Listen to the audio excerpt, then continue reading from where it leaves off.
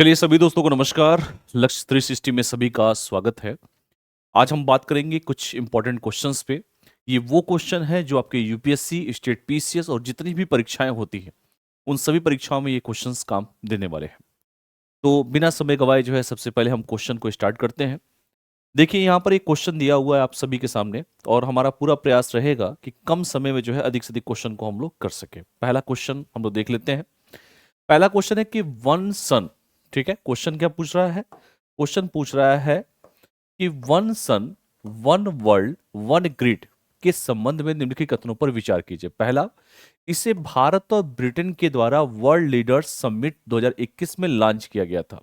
दूसरा ऑप्शन है कि OSOWOG का विचार अक्टूबर 2018 में अंतर्राष्ट्रीय सौर गठबंधन यानी कि इंटरनेशनल सोलर अलायंस की पहली सभा में रखा गया था। कह रहा है कि उपयुक्त कथनों में से कौन सा कथन आपका सही है? केवल एक सही है, केवल दो सही है, एक और दो सही है, और ना तो एक ना तो दो सही है। यही प्रश्न आपसे पूछ रहा है कि भाई सही कौन सा है।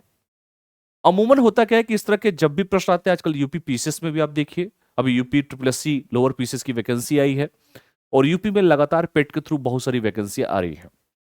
ठीक है, इसलिए जो लोग उत्तर प्रदेश से हैं उन लोगों के लिए तो एकदम गोल्डन अपॉर्चुनिटी है आप सभी के पास कि आप जो है तैयारी करिए, क्योंकि अब आपके पास कोई ऑप्शन बचा नहीं है, क्योंकि चुनाव का समय है और मैक्सिमम जो है वैकेंसी लगातार डेली निकल रही है। आज चूंकि 10 तारीख है, आज भी जो है वैकेंसी निकली हुई है, तो आप जाके देख सकते हैं। जिन लोगों को नहीं पता होगा, यूपीट्रिपलएससी की वेबसाइट पे जाएंगे तो बहुत सारी वैकेंसी आप देखने को मिल जाएगी। अब देखिए इस तरह के प्रश्न में होता क्या है भाई, इस तरह के प्रश्न तो लगातार पूछे जाते हैं।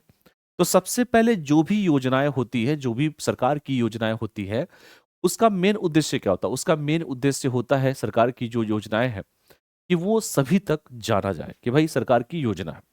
अब इस प्रश्न में जो है, जब तक आपको ये योजना के बारे में नहीं मालूम होगा तो इस तरह के प्रश्न को कैसे आप करेंगे? सबसे पहले तो ये होता है इसका उद्देश्य क्या था। जो ओएस ओडी ओजी जो स्कीम है, यानी कि one sun one world one grid जो स्कीम है, इसका मतलब क्या था? इसका उद्देश्य था कि विभिन्न क्षेत्रीय ग्रिडों को एक सामान्य ग्रिड के माध्यम से जोड़ना है। इसका उपयोग रिन्यूएबल एनर्जी यानी कि नवीनीकरण ऊर्जा शक्ति को स्थानांतरित करने के लिए किया जाएगा, इसीलिए किया भी गया था। और ये जो नवीनीकरण ऊर्जा होगी, विशेष रूप से सौर ऊर्जा की क्षमता को वास्तव में क्या करेगा? संगठित इससे किया जाएगा, इसीलिए किया भी गया था। यहां पर लिखा है कि भारत और ब्रिटेन, बिल्कुल सही लिखा है इसमें, भारत और ब्रिटेन के द्वारा इस योजना को 2021 में लॉन्च किया गया था। बिल्कुल सही ऑप्शन है। दूसरा भी कहा गया कि इसका विचार सबसे पहले 2018 में जो है इंटरनेशनल सोलर अलायंस की पहली सभा में रखा गया था। यह भी ऑप्शन आपका बिल्कुल सही है। तो जाहिर सी बात है, जब दोनों ऑप्शन सही होंगे तो हमारा आंसर क्या हो जाएगा? आंसर हो जाएगा 1 और 2। अब लोग कहेंगे कि सर ये बहुत पुरानी योजनाएं हैं, लेकिन आजकल प्रधानमंत्री सोलर योजना हर जगह चल रहा है। गांव गांव तक जो है सरकार ने कहा है कि सोलर अपने छत पर लगाइए, ठीक है, सोलर पैदा कीजिए। सरकार तरह तरह की सब्सिडी दे रही है। तो इस ये काफी इंपॉर्टेंट हो जाता है, तो इसको याद रखिएगा। One sun one world one grid के संबंध में जो क्वेश्चन पूछ रहा है, इसे भारत और ब्रिटेन के द्वारा जो है 2021 में लॉन्च किया गया था। हाँ, लेकिन इसका विचार अक्टूबर 2018 में इंटरनेशनल सोलर अलायंस की पहली सभा में रखा गया था। दोनों के दोनों ऑप्शन इसका सही है, ठीक है, तो याद रखिएगा। दूसरे प्रश्न पे चलते हैं। दूसरा प्रश्न देखिए देखिए दूसरा प्रश्न आपसे पूछ रहा है कि आर्कटिक परिषद से संबंधित निम्नलिखित कथनों पर विचार कीजिए। ठीक है, consider the following statement related to Arctic जो है काउंसिल। पहला है कि इसकी स्थापना वर्ष 1996 में रेकाजविक घोषणा द्वारा की गई थी। डेनमार्क परिषद में ग्रीनलैंड और फरो आइसलैंड का प्रतिनिधित्व करता है। भारत को वर्ष 2013 से परिषद में पर्यवेक्षक का दर्जा प्राप्त है। कौन सा कथन सही है? केवल एक सही है, केवल दो सही है, तीनों सही है, कोई भी नहीं सही है। ये पूछ रहा है कौन सा कथन जो है, कितने कथन इसमें सही है पूछ रहा है कि how many of the above statement are correct, यानी कि टोटल जो है कितने स्टेटमेंट आपके सही हैं, ये प्रश्न आपसे पूछ रहा है। अगर आपको पता नहीं है कि आर्कटिक परिषद क्या होता है तो इस प्रश्न का आंसर आप नहीं दे पाएंगे। आप यूपीएससी एस्पिरेंट्स हैं, लेकिन इस प्रश्न का आंसर आप नहीं देंगे, क्योंकि ओटावा घोषणा के द्वारा 1996 में स्थापित जो है आर्कटिक परिषद बेसिकली होता क्या है? यह अंतर सरकारी निकाय होता है। ये क्या होता है? ये अंतर सरकारी निकाय होता है। जो आर्कटिक परिषद होता है क्या होता है? अंतर सरकारी निकाय होता है, याद रखिएगा, सरकारी निकाय होता है। क्लियर है सबको? दूसरा क्या जानना है इसका? ओटावा घोषणा, किस घोषणा के द्वारा? तो ओटावा घोषणा के द्वारा, याद रखिएगा, ओटावा घोषणा के द्वारा, ओटावा घोषणा के द्वारा, ओटावा घोषणा के द्वारा। क्लियर है सबको? कब किया गया था? 1996 में किया गया था, 1996 में किया गया था। इसका उद्देश्य क्या है? इसका उद्देश्य है कि आर्कटिक राज्यों, स्वदेशी समुदायों और निवासियों के बीच सहयोग को बढ़ावा देना, यह इसका मेन उद्देश्य है। ठीक है, यह आपको याद रखना है कि इसका उद्देश्य क्या है और यह क्या है बेसिकली। तो यह अंतर सरकारी निकाय है। डेनमार्क चूंकि परिषद में ग्रीनलैंड और फरो आइसलैंड का प्रतिनिधित्व करता है।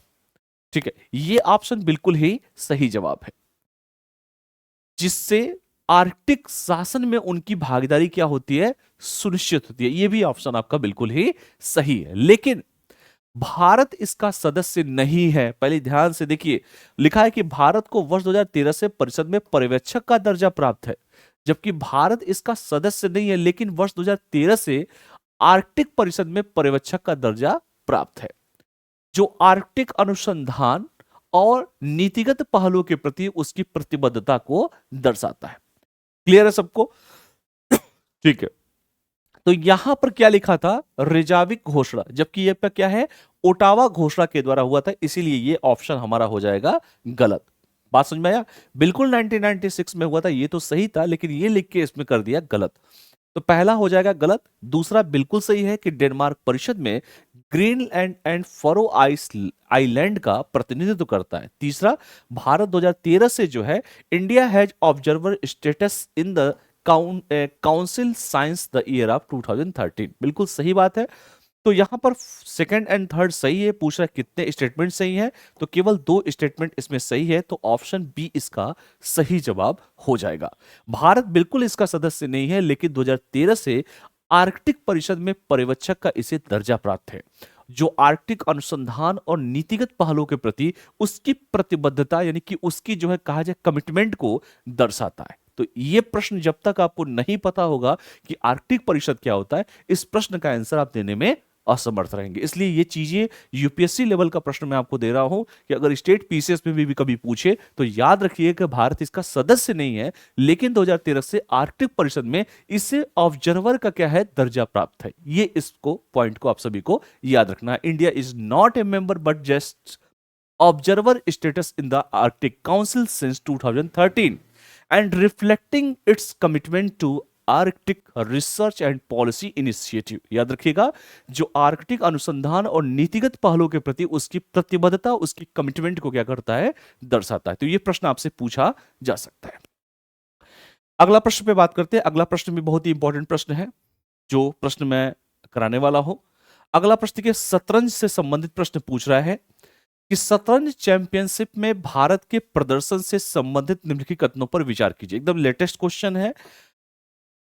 डी गुकेश एफआईडी विश्व शतरंज चैंपियनशिप जीतने वाले तीसरे भारतीय ग्रैंड मास्टर हैं। दूसरा कार्य है कि हरिका द्रोणावल्ली ने वर्ष, ठीक, एक मिनट रुक जाइए आप, एक मच्छर की वजह से जो है बोर्ड पे जो है, देखिए मैं ऑल आउट भी लगाया हूं, लेकिन मच्छर होते हैं और मच्छर की वजह से जो है पूरा का पूरा स्क्रीन डिस्टर्ब हो जाता है। ठीक है, 2 ऑल आउट लगा हुआ ताकि मच्छर भग जाए, लेकिन गर्मी का दिन है और एमसीडी का जो छिड़काव है। खैर, तो गुकेश फाइट विश्व शतरंज चैंपियनशिप जीतने वाले तीसरे भारतीय ग्रैंड मास्टर हैं। दूसरे, हरिका द्रोणावल्ली ने वर्ष 2019-20 में महिला ग्रैंड प्रिक्स सीरीज जीती है। तीसरा, विश्वनाथन आनंद ने 2003 से 2017 में विश्व रैपिड शतरंज जीती है। कौन सा कथन सही? कितने कथन सही हैं? केवल एक सही है, केवल 2 सही है, सभी सही है और कोई भी नहीं सही है। अब ये प्रश्न का आंसर कौन देगा? सब मिक्सअप क्वेश्चन मैं आपको दे रहा हूं। ये सारे क्वेश्चन वो हैं जो आपके यूपीएससी के पेपर में जिनको आता है वही कर पाएगा, नहीं तो मैक्सिमम लोग क्या करते हैं कि आंसर गलत करके चले आते हैं। याद रखिएगा, इस प्रश्न में पहला ऑप्शन जो दिया है कि डी गुकेश एफआईडी विश्व शतरंज चैंपियनशिप जीतने वाले, ये लिखा है कि तीसरे भारतीय ग्रैंड मास्टर हैं। तीसरे नहीं है, दूसरे हैं। याद रखिएगा, ये तीसरे नहीं है, यहां पर लिख दिया तीसरे, तीसरे लिख के गलत कर दिया क्योंकि ये क्या है, सेकंड। याद रखिएगा सेकंड, तो पहला तो वैसे ही गलत हो गया।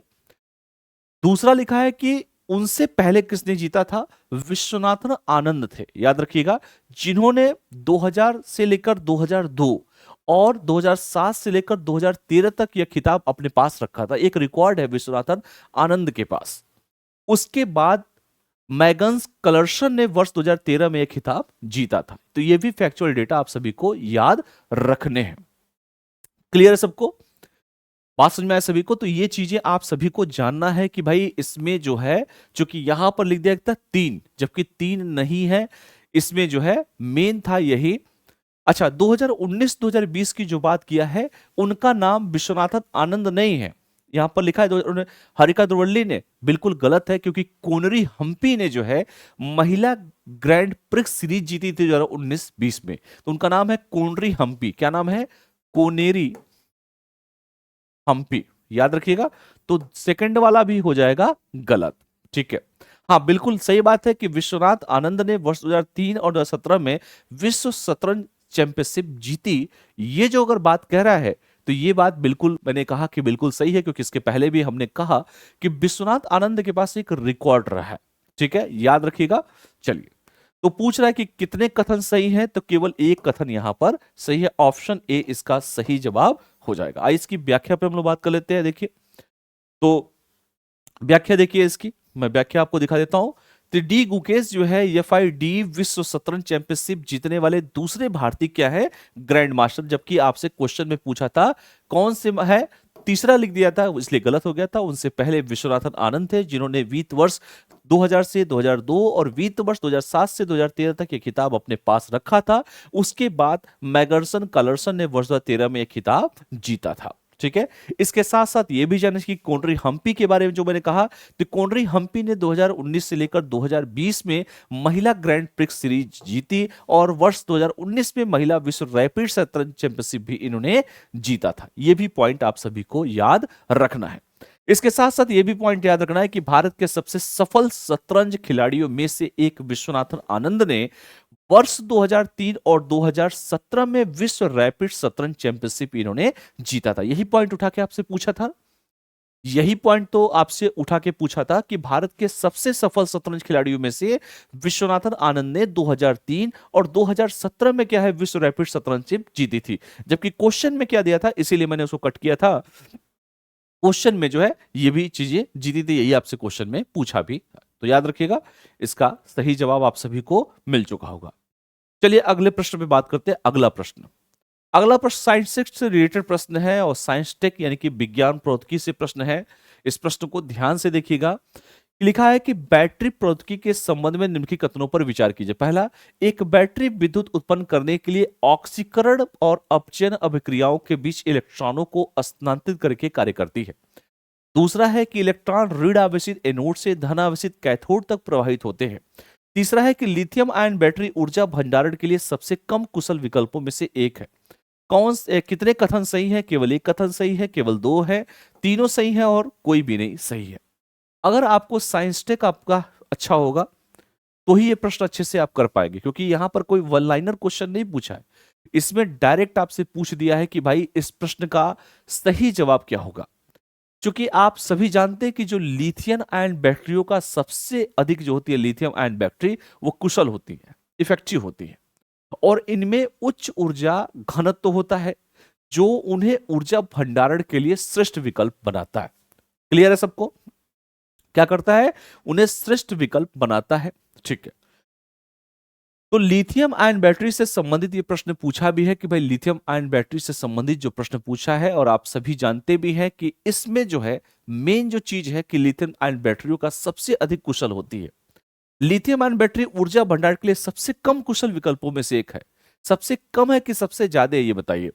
श्रेष्ठ विकल्प बनाता है, ठीक है, इसीलिए। और इलेक्ट्रॉन ऋणावेशित एनोड से धनावेशित कैथोड तक प्रभावित होते हैं। एक बैटरी विद्युत उत्पन्न करने ऑक्सीकरण और अपचयन क्रियाओं के बीच इलेक्ट्रॉनों को स्थानांतरित करके कार्य करती है। तो जाहिर सी बात है, यहां लिखा है कि सबसे कम लिख के काम गलत कर दिया है, सबसे अधिक ही है। जो ऊर्जा भंडारण के लिए श्रेष्ठ विकल्प इन्हें बनाता है, क्योंकि सबसे अधिक की बात है तो पहला और दूसरा तो सही हो जाएगा, तीन गलत हो जाएगा, तो ऑप्शन बी इसका सही जवाब हो जाएगा, क्योंकि दो ऑप्शन इसमें सही है। ठीक है, तो याद रखिएगा इसका सही जवाब हो जाएगा ऑप्शन बी, इसका सही जवाब हो जाएगा। अगले प्रश्न पे चलते हैं। अगला प्रश्न वेटलैंड से संबंधित ये प्रश्न है, इन्वायरमेंट एंड इकोलॉजी का प्रश्न है, और साइंस टेक से मतलब इन्वायरमेंट एंड इकोलॉजी को करंट अपडेट के साथ ये प्रश्न करके मैं पूछ रहा हूं।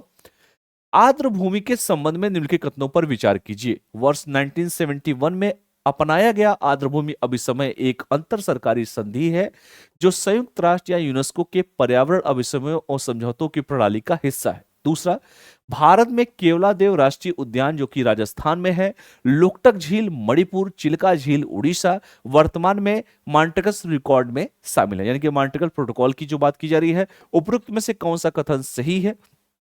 केवल एक सही है, केवल दो सही है, एक और दो सही है, ना तो एक ना तो दो सही है। अगर आपने वेटलैंड्स के बारे में पढ़ा होगा कि भाई वेटलैंड्स क्या होते हैं, इसकी स्थापना कब की गई थी, रामसर साइट्स के बारे में आपने अच्छे से पढ़ा होगा, तो आप इस प्रश्न को बड़े अच्छे तरीके से इसको आंसर दे सकते हैं। 1971 में अपनाया गया आर्द्र भूमि अभिसमय यह क्या है? अंतर सरकारी संधि है जो संयुक्त राष्ट्र किसके द्वारा, यहां लिखा है संयुक्त राष्ट्र या यूनेस्को के पर्यावरण अभिसमयों और समझौतों की प्रणाली का हिस्सा नहीं है, जबकि यहां पर लिखा है हिस्सा है, तो इसलिए यह हो जाएगा गलत, क्योंकि हिस्सा नहीं है। क्लियर है? इसलिए यह हो जाएगा गलत। दूसरा जो लिखा है, तीन का नाम लिखा है, एक केवलादेव राष्ट्रीय उद्यान का नाम लिखा है। यूनेस्को इस कन्वेंशन के लिए कहा जाए तो डिपॉजिटरी के रूप में कार्य करता है। रामसर जो कन्वेंशन को वर्ष 1971 में ईरान का एक शहर है रामसर, वहां पर इसे अपनाया गया था, लेकिन 1975 में क्या किया गया था, इसे लागू किया गया था। याद रखिएगा, the convention of wetlands that is मतलब Ramsar convention was adopted in 1971 and in the city of Ramsar Iran and came into force in 1975, यानी कि इसे 1975 में क्या किया गया था, लागू किया गया था। लेकिन यहां पर तीन का नाम आपके सामने लिखा है कि in India Keoladeo national park Rajasthan, Loktak lake Manipur and Chilika lake Orissa are currently included in the Montreal record के बारे में इसमें लिखा है। लेकिन भारत में जो केवलादेव राष्ट्रीय उद्यान, लोकटक झील जो मणिपुर में नॉर्थ ईस्ट में वर्तमान में मॉन्टेस रिकॉर्ड में शामिल है, जबकि चिल्का झील जो कि उड़ीसा का था उससे पूर्व में शामिल किया गया था, लेकिन बाद में इसे हटा दिया गया। तो चिल्का झील को क्या किया गया था बेटा, हटा दिया गया था। इसको तो बिल्कुल किया गया था, लोकटक को भी किया गया था, लेकिन चिल्का झील को हटा दिया गया, इसलिए यह भी गलत हो जाएगा। तो इसका सही जवाब हो जाएगा ऑप्शन डी, इसका सही जवाब हो जाएगा। क्लियर है ना? इसीलिए मैं बता रहा हूं कि एक छोटी छोटी चीजें हैं। हाँ बिल्कुल सही है कि the wetlands convention adopted in 1975 71 और इसे लागू किया गया था 1975 में, ये सब ठीक था, लेकिन यहां पर लिखा था इस प्रणाली का हिस्सा, जबकि प्रणाली का हिस्सा नहीं है। केवलादेव राष्ट्रीय उद्यान राजस्थान में है, लोकटक झील मणिपुर में है, चिल्का झील उड़ीसा में, लेकिन चिल्का झील को बाद में हटा दिया गया था, इसलिए यह ऑप्शन गलत हो जाएगा। आपसे पूछ रहा है कि कौन सा सही है, तो ना तो एक ना तो दो इसका सही जवाब हो जाएगा। इस तरह से आपको तैयारी करनी है। तैयारी आप ऐसे करिए कि कोई भी क्वेश्चन आए, यूपीएससी लेवल का आए, किसी भी लेवल का आए, कि कम से कम आपकी पूरी तैयारी रहनी चाहिए। कम से कम ये रहे कि हाँ हमने जो तैयारी किया है वो इफेक्टिव तैयारी हमने किया है। चलिए आगे फटाफट बढ़ते हैं हम लोग।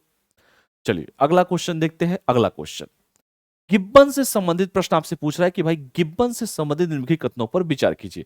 अभी देखिए एनवायरमेंट इकोलॉजी और करंट अफेयर को मैंने ऐड करके ये क्वेश्चन निकाला है। गिब्बन से संबंधित निम्नलिखित कथनों पर विचार कीजिए। वे सबसे छोटे और सबसे तेज बानर होते हैं। वे एशिया के उष्णकटिबंधीय और उपोष्णकटिबंधीय जंगलों में रहते हैं। वे भारतीय वन्यजीव संरक्षण एक्ट 1972 की अनुसूची 1 के तहत संरक्षित हैं। उपरोक्त में से कितने कथन सही हैं? केवल एक सही है, केवल दो सही है, तीनों सही है और कोई भी नहीं सही है। Consider the following statement related to Gibson.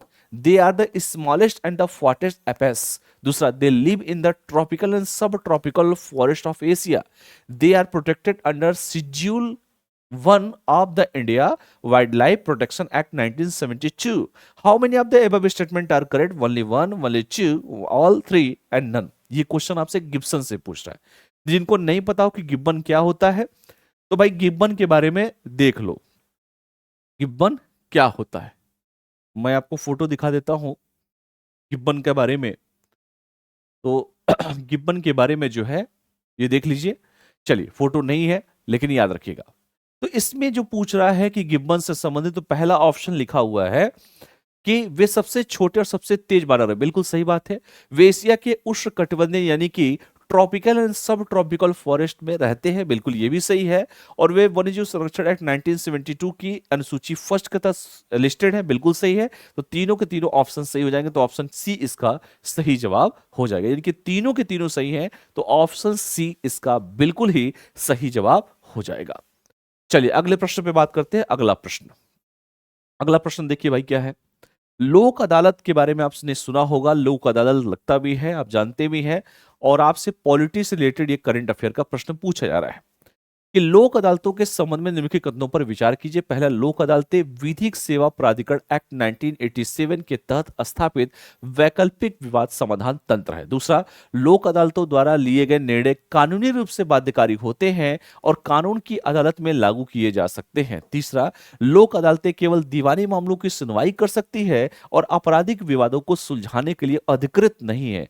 कितने कथन सही हैं? केवल एक सही है, केवल दो कथन सही है, केवल तीन कथन सही है और सभी कथन कोई भी नहीं सही है। अगर आपको लोक अदालत पढ़ा होगा या लोक अदालत के बारे में आपने अच्छे से रिव्यू किया होगा, तो इस प्रश्न को बड़े अच्छे तरीके से आप टैकल करने की स्थिति में रहेंगे। लोक अदालतें सिविल मामलों और आपराधिक विवादों दोनों की सुनवाई कर सकती हैं। ठीक है, तो लोक सिविल मामलों और आपराधिक विवादों दोनों की मतलब क्या कर सकते हैं? सुनवाई कर सकती है। ये बात तो बिल्कुल सही है लोक अदालतों से संबंध में।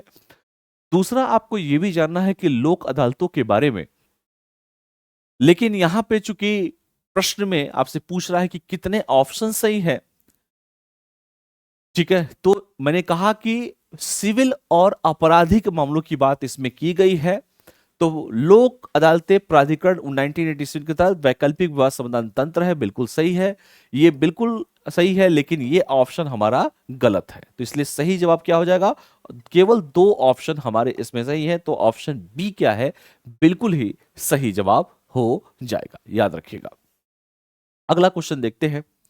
अगला क्वेश्चन क्या कहता है? अगला क्वेश्चन सीआरपीएफ से संबंधित ये प्रश्न है। केंद्रीय रिजर्व पुलिस फोर्स, सीआरपीएफ, ठीक है, आइए इसके बारे में बात करते हैं। यह भारत के रक्षा मंत्रालय के अधीन काम करता है। सीआरपीएफ युद्ध के दौरान लड़ाकू अभियानों में से शामिल होता है और संयुक्त राष्ट्र शांति अभियानों में भाग लेता है। कौन सा कथन सही है? केवल एक सही है, केवल दो सही है, एक और दो सही है, और ना तो एक ना तो दो सही है। ठीक है, ये प्रश्न आपसे सीआरपीएफ से रिलेटेड आपसे प्रश्न पूछा जा रहा है कि भाई सीआरपीएफ से रिलेटेड इस प्रश्न का सही जवाब क्या होगा।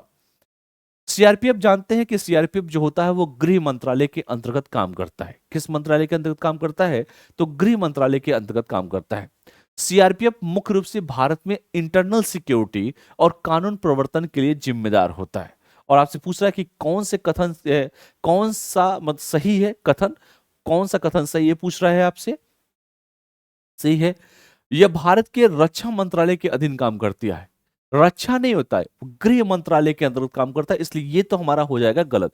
क्योंकि सीआरपीएफ जो होता है होम मिनिस्ट्री, गृह मंत्रालय के अंतर्गत काम करता है, इसलिए ये हो जाएगा हमारा गलत। ठीक है, और ये बिल्कुल सही है, तो ऑप्शन बी इसका सही जवाब हो जाएगा। ठीक है, याद रखिएगा, क्योंकि सेंट्रल रिजर्व पुलिस फोर्स जो होता है वो होम मिनिस्ट्री के अंतर्गत आती है। CRPF operates under the Ministry of Home Affairs, and the Central Reserve Police Force is primarily responsible for internal security and law enforcement in India। यानी जो हमारी इंटरनल सिक्योरिटी है उसके लिए होती है, याद रखें, कानून प्रवर्तन के लिए जिम्मेदार होती है, यानी कि इन्फोर्समेंट के लिए जिम्मेदार होती है, लॉ के लिए। चलिए अगले प्रश्न पे बात करते हैं। अगला प्रश्न जो है हमारे सामने फिर स्क्रीन पर है कि भारत में कराधान यानी कि टैक्सेशन प्रणाली सिस्टम की बात की जा रही है कि भारत में कराधान प्रणाली के संबंध में निम्नलिखित कथनों पर विचार कीजिए। करिए विचार भाई। पहला है कि प्रत्यक्ष करों का प्रशासन केंद्रीय प्रत्यक्ष कर बोर्ड यानी कि सीबीडीटी द्वारा किया जाता है, जो राजस्व विभाग का एक हिस्सा है। दूसरा है कॉर्पोरेटिव टैक्स केवल घरेलू कंपनियों पर लागू होता है। कौन सा कथन सही है? केवल एक सही है, केवल दो सही है, एक और दो सही है, और ना तो एक ना तो दो सही है। यानी कि इकोनॉमिक्स एंड करंट अफेयर को दोनों को मिक्सअप करके ये प्रश्न आपसे पूछ रहा है। आप बताइए कि कौन सा ऑप्शन इसका सही होगा। तो प्रत्यक्ष कर क्या होते हैं भाई? टैक्स तो सभी देते हैं। एक होता है डायरेक्ट टैक्स जो दिखता है, एक होता है इनडायरेक्ट टैक्स। प्रत्यक्ष कर वे कर होते हैं जो करदाता के द्वारा सीधे सरकार को भुगतान किए जाते हैं। ठीक है। भारत में चूंकि कॉर्पोरेट जो है कॉर्पोरेट टैक्स जो होता है भारत में कार्यरत विदेशी और घरेलू कंपनियों पर लागू होता है। ठीक है। यहां पर लिखा है कि केवल घरेलू कंपनियों पर लागू होता है, ये बिल्कुल गलत बात है। यह जो टैक्स होता है कॉर्पोरेट टैक्स होता है विदेशी और घरेलू, किस पे? विदेशी और घरेलू दोनों पर लागू होता है, विदेशी पर भी होता है और घरेलू। तो यहां पर लिखा है केवल शब्द, इसलिए यह हो जाएगा हमारा गलत हो जाएगा। पहला बिल्कुल सही है कि प्रशासन केंद्रीय प्रत्यक्ष कर बोर्ड से विभाजित किया जाता है जो राजस्व विभाग का हिस्सा होता है, इसलिए इसका सही जवाब हो जाएगा कौन सा? ऑप्शन ए इसका सही जवाब हो जाएगा। यानी कि direct tax are taxes that are paid directly by the taxpayer to the government, यानी कि टैक्सपेयर के द्वारा डायरेक्ट सरकार को दिया जाता है। Corporate tax in India appeals to the both foreign and domestic companies operating in India, यानी कि भारत में जो कॉर्पोरेट टैक्स होते हैं भारत में कार्यरत विदेशी और घरेलू दोनों कंपनियों पर यह लागू होता है। ठीक है, तो याद रखिएगा पहला ऑप्शन, इसलिए यह दूसरा गलत है, केवल यहां पे लिख देते घरेलू कंपनी नहीं, विदेशी और घरेलू दोनों की बात इसमें किया गया है। अगले प्रश्न पे बात करते हैं। अगला प्रश्न बिल्कुल देखते हैं क्या है। अगला प्रश्न पूछ रहा है कि प्रधानमंत्री मत्स्य किसान समृद्धि योजना, ये भारत सरकार की योजना है और इस योजना से संबंधित देखते हैं कौन कौन सा प्रश्न हम लोग को करना है। देखिए, जो अगर इस योजना को पढ़ा होगा वो प्रश्न को कर लेगा। किसान समृद्धि योजना, इसका उद्देश्य राष्ट्रीय मत्स्य पालन डिजिटल प्लेटफॉर्म के तहत कार्य आधारित डिजिटल पहचान के निर्माण द्वारा असंगठित मत्स्य पालन क्षेत्र का क्रमिक रूप से औपचारिकरण करना है। दूसरा, यह जल कृषि में लगे सूक्ष्म और लघु उद्यमों के लिए संस्थागत वित्त पोषण को बढ़ावा देता है। कौन सा कथन सही है? केवल एक सही है, केवल दो सही है, एक और दो सही है, ना तो एक ना तो दो सही है। अब ये प्रश्न क्या पूछ रहा है? प्रधानमंत्री मत्स्य योजना से संबंधित। अगर इस प्रश्न का आंसर मालूम होगा तभी ये प्रश्न आप लोग कर पाएंगे। तो याद रखिएगा प्रधानमंत्री मत्स्य योजना चूंकि मछली पालन से संबंधित है, यानी कि नीली क्रांति से संबंधित है और सरकार के द्वारा जो है 2024 में खास करके कहा जाए भारत सरकार के द्वारा, और 2023-24 से लेकर वित्त वर्ष 26-27 तक 4 वर्षों की अवधि के लिए केंद्रीय क्षेत्र की यह उप योजना जो है जिसका नाम है प्रधानमंत्री मत्स्य किसान समृद्धि योजना को मंजूरी प्रदान की गई है। याद रखिएगा, तो सरकार की जो पॉलिसी है कि जो लोग इसमें कार्यरत हैं उन लोगों को रोजगार मिले, सरकार भाई रिकॉर्ड पे रिकॉर्ड बना रही है। बिल्कुल ये सही बात है कि इसका उद्देश्य बिल्कुल ये भी सही है, ये जल कृमि में लगे सूक्ष्म लघु उद्योगों के लिए संस्थागत वित्त पोषण को बढ़ावा देती है। तो ऑप्शन दोनों हमारे सही हैं, तो ऑप्शन सी इसका सही जवाब हो जाएगा। यानी कि इट्स एम्स दोनों है कि to gradual formalisation of the unorganized fisheries sector by the creation of work-based digital identify under the National Fisheries Digital Program, that is called NFDF, and it promote institutional financing for micro and small enterprises engaged in aquaculture। दोनों के दोनों option क्या हो जाएंगे? सही हो जाएंगे। तो ऑप्शन सी इसका सही जवाब हो जाएगा। अगले प्रश्न पे बात करते हैं। अगला प्रश्न देखते हैं। अगला प्रश्न क्या कह रहा है? अगला प्रश्न ध्यान से देखिएगा इस प्रश्न को कि निम्नलिखित में से किसके द्वारा कृषि विपणन और किसान अनुकूलन सुधार सूचकांक शुरू किया गया है। यूपीएससी की सबसे अच्छी खूबसूरती है कि एक बार उसने उठा के पूछ दिया था कि सिबिल क्या है या प्रधानमंत्री जनधन योजना में का मुख्य उद्देश्य क्या है, ट्रांसपेरेंसी इंटरनेशनल क्या है। कभी कभी ऐसे ऐसे घुमावदार क्वेश्चन पूछता है जो एक लाइन का क्वेश्चन होता है, ट्रांसपेरेंसी इंटरनेशनल क्या है। वैसे ही यहां पर आपसे पूछ रहा है कि निम्नलिखित में से किसके द्वारा कृषि विपणन और किसान अनुकूलन सुधार सूचकांक शुरू किया गया है। Agriculture marketing and farmer friendly reform index was launch by which of the following? First is finance ministry, second is NITI Aayog, third is खाद्य और कृषि संगठन एंड फोर्थ इज भारतीय कृषि अनुसंधान परिषद। अब 4 ऑप्शन है और एक ही ऑप्शन आपके पास सही है। अगर आपको सही पता होगा तो इस प्रश्न का आंसर करेंगे, नहीं पता होगा तो कुछ कर ही नहीं सकते हैं। तो इसे शुरू किया गया है नीति आयोग के द्वारा, यानी कि ऑप्शन बी इसका सही जवाब हो जाएगा। इसे शुरू किसके द्वारा किया गया है? नीति आयोग के द्वारा शुरू किया गया है। नीति आयोग आप जानते हैं कि इसके जो अध्यक्ष होते हैं वो देश के प्रधानमंत्री होते हैं। 1 जनवरी 2015 को नीति आयोग की स्थापना किया गया था। जो भी पीएम होगा वही उसका अध्यक्ष होगा। पहले योजना आयोग चलता था, अब नीति आयोग चलता है। योजना आयोग में 12 पंचवर्षीय योजनाएं तक चली है, 5-5 साल को लेकर। सरकार ने योजना आयोग को भंग कर दिया और नीति आयोग की स्थापना किया 1 जनवरी 2015 को। नीति आयोग ने कृषि बाजार सुधार के लिए, भूमि पट्टा सुधार के लिए और निजी भूमि पर वानिकी यानी कि पेड़ों की कटाई और पारागमन की 3 प्राथमिक क्षेत्रों में सुधारों को लागू करने की आवश्यकताओं को देखते हुए राज्यों के बीच क्या किया है, जागरूकता बढ़ाने के लिए पहला कृषि विपणन, यही जो है आपका, इसको शुरू किया गया है। याद रखिएगा। तो इसका सही जवाब क्या हो जाएगा, नीति आयोग के द्वारा इसे शुरू किया गया है। ये इंफॉर्मेशन, चूंकि आज जितने भी मैंने आपको प्रश्न कराए हैं सब यूपीएससी लेवल के प्रश्न हैं और आपके यूपी पीसीएस की खासकर की जो परीक्षाएं हैं आजकल ऐसे ट्रेंड वाले क्वेश्चन आपसे पूछे। यूपी पीसीएस में, बिहार पीसीएस में आजकल जो यूपीएससी के वन लाइनर क्वेश्चन होते हैं वही उठा के क्वेश्चन ये आपसे पूछ दिए जाते हैं। अब इस प्रश्न में अगर किसी को पता, मान लीजिए पूछ दिया कि कृषि विपणन, जिसको नहीं मालूम है वो सीधे ऑप्शन सी को लगा देगा, लेकिन इसका आंसर है ऑप्शन बी है। क्लियर है सभी को, जागरूकता को बढ़ाने के लिए। तो ये याद रखिएगा, इसका ऑप्शन हो जाएगा ऑप्शन बी, बिल्कुल सही जवाब है। तो मेरा एक प्रयास है कि अधिक से अधिक क्वेश्चन मैं आपसे करा सकूं, अधिक से अधिक क्वेश्चन, चूंकि आपका पेपर भी आ चुका है और जितने भी, चाहे वनडे एग्जाम हो, चाहे स्टेट पीसीएस का एग्जाम हो, चाहे कोई भी पेपर हो, मेरी पूरी कोशिश रहेगी मैं अच्छे से अच्छे जो तरीके से जो है आप लोग को पूरा समझा सकूं, बता सकूं, गाइड कर सकूं। अभी बहुत सारी वैकेंसी आपके सामने है। यूपीएससी का पेपर है, यूपी पीसीएस है, लोअर पीसीएस है, लेखपाल की परीक्षा है, बहुत सारी परीक्षाएं, वैकेंसी लगातार निकल रही है आप लोग का। तो अच्छे एडीओ का पेपर है, तो सब में ये काम देगा, ऐसा कुछ नहीं है। इसमें तो पूछ देगा कोई भी क्वेश्चन। तो बाकी कोई इधर की फालतू बातें नहीं होती हैं इस क्लास में, आप भी जानते हो। तो इसको देखिए और फिर जो है नेक्स्ट वीडियो में जो है हम आगे की चर्चा, परिचर्चा पे हम लोग बात करेंगे। चलिए, बहुत बहुत धन्यवाद। Thank you all of you. Thank you.